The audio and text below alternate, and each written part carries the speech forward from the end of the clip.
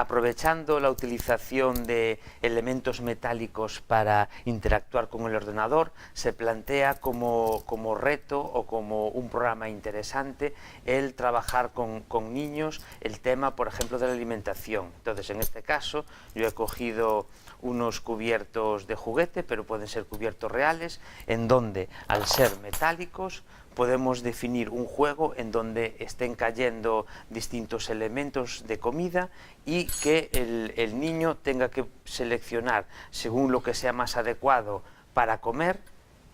que tenga que seleccionar la cuchara, el cuchillo o el tenedor. A partir de este momento,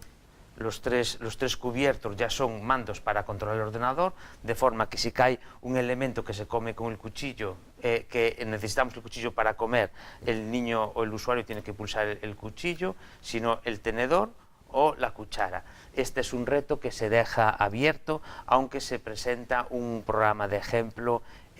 a título ilustrativo para aquellos que quieran, antes de intentarlo, echar una ojeada al que hemos desarrollado desde el curso.